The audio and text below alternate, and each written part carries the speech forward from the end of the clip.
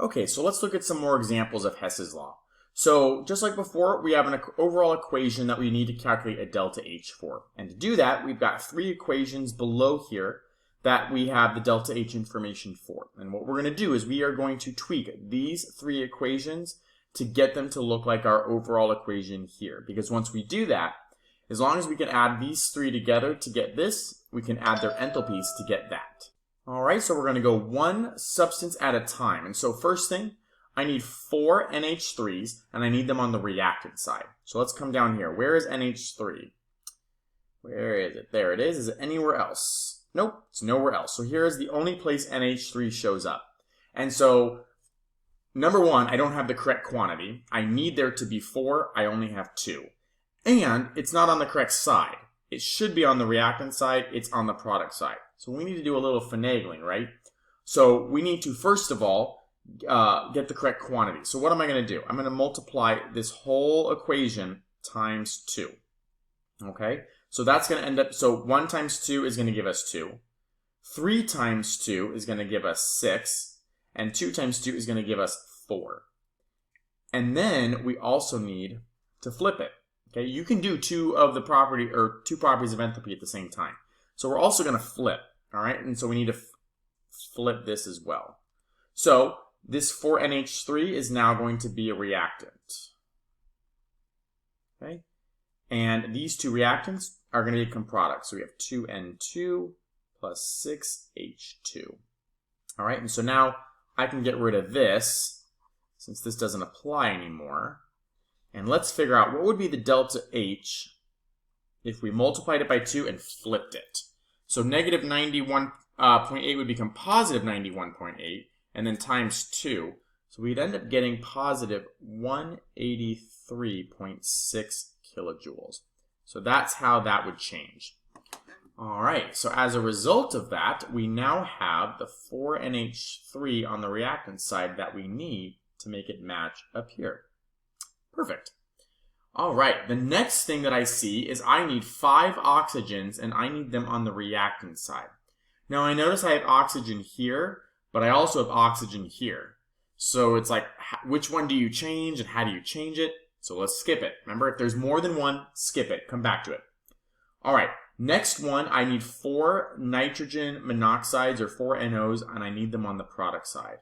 Okay, where's NO? It's right here. Is it anywhere else? Nope. So there's only one place it shows up, and it's right here. And look, it is on the product side. Excellent. I need it on the product side, and it is there. But I need 4 of them. I only have 2. So I need to double everything to get it to be 4. So it'd be a 2 here, it'd be a 2 here, and then it would be a 4 here. So that would be how everything changes. And so now I have my 4 NOs on the product side, which is exactly what I needed. So let's figure out what would be my new enthalpy if I doubled it by 2. So negative 180.5 times 2, that gives me negative 361. So my new delta H here is negative 361 kilojoules. All right, I need 6 waters and I need them on the product side. So where is water? N2, O2, NO, NH3, N2, H2, H2, O2. There it is. One place that there's water. It is on the product side, which is where it needs to be, but I need 6 of them, and there's only 2. So I need to multiply this by 3. And I need to do the same thing to my enthalpy. And if I multiply everything by 3, 2 times 3 is 6. 1 times 3 is 3. 2 times 3 is 6. And so let's figure out, well, before I cross it out, let's see, negative 483.6 times 3 gets negative, let me write it right below there, delta H would be negative 1450.8 kilojoules. All right, now I can cross it off.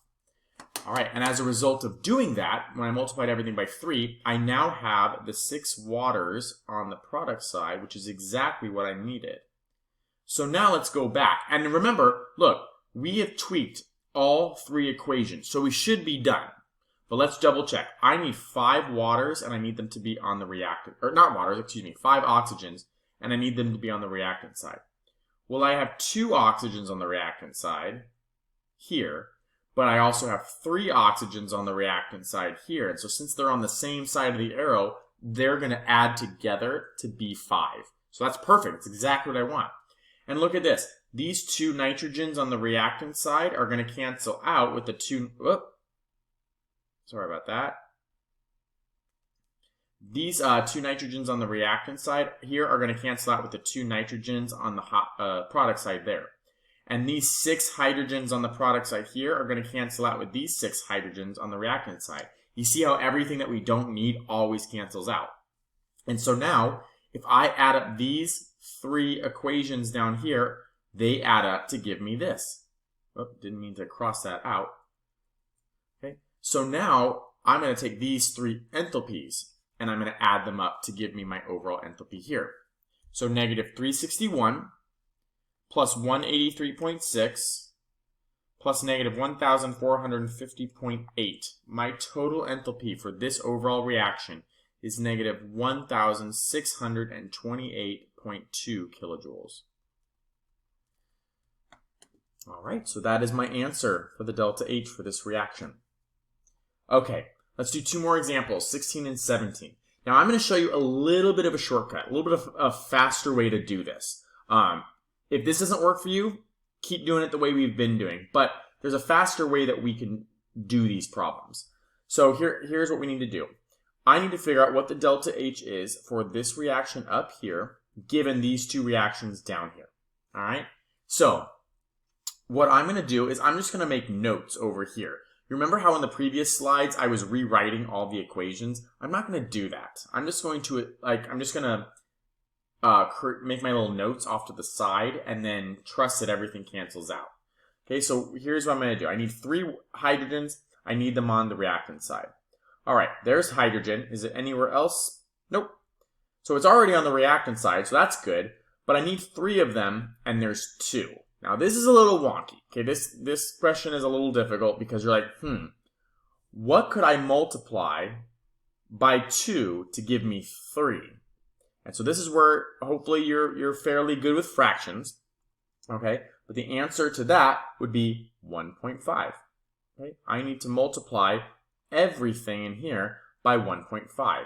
And that means I need to also multiply my enthalpy by 1.5.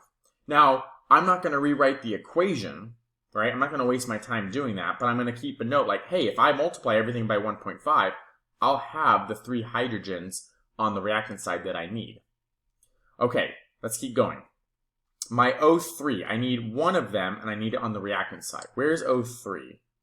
All right, O3 is here. Now notice O3 is on the product side, so I'm going to need to flip it.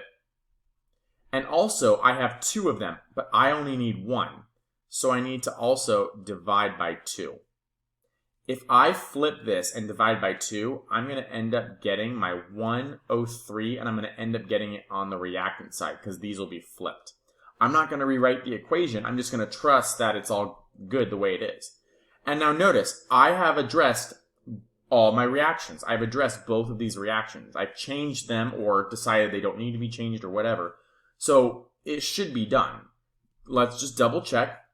The O3 over here would be a reaction over here, so that's where this would be. And then there should be 3 waters on the product side. Well, here's 2 waters on the product side. But remember, you actually multiplied it by 1.5, remember? So this actually is 3. So that works out.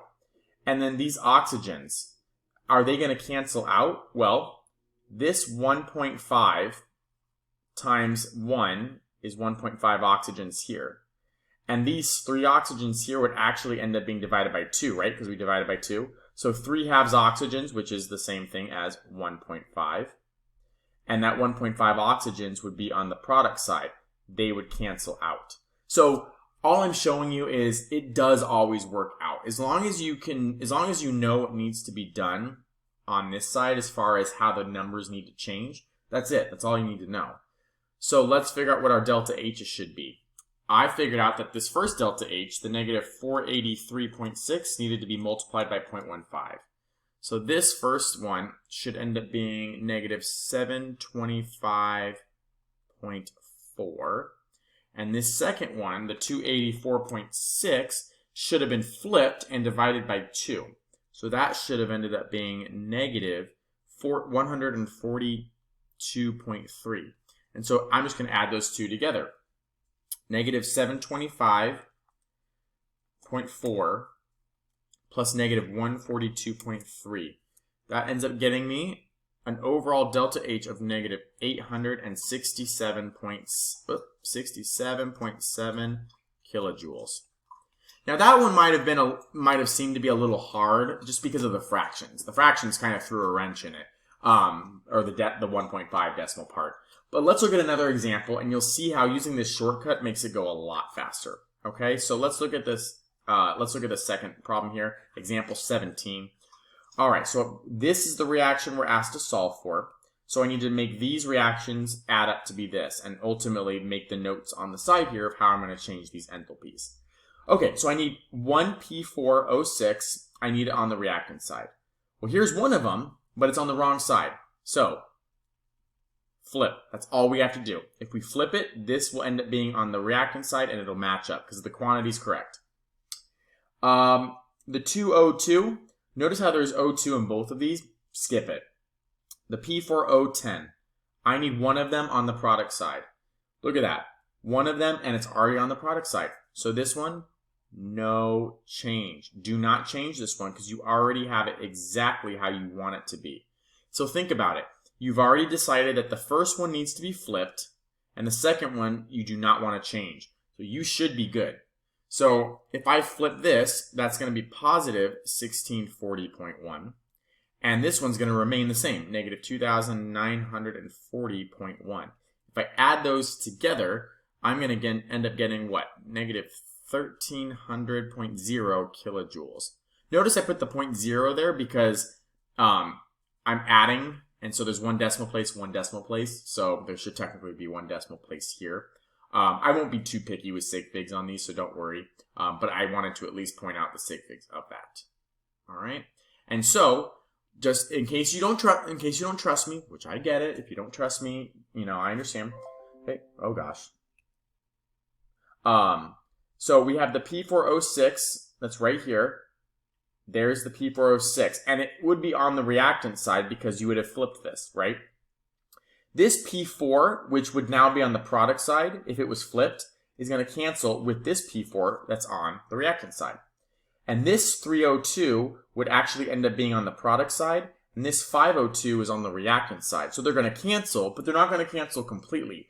This 3O2 is going to cancel, and of these 5O2s, you would have two of them left over. Oh, and look at that. That's exactly what you wanted. So if you don't trust me, you can always rewrite the equations out, but using this little trick onto the side, as long as you know how these enthalpies need to change to make it match up here, that's all you really need to do because you can calculate from that. All right, that wraps up Hess's law. We'll see in standard enthalpies of formation, which is the next section of the topic.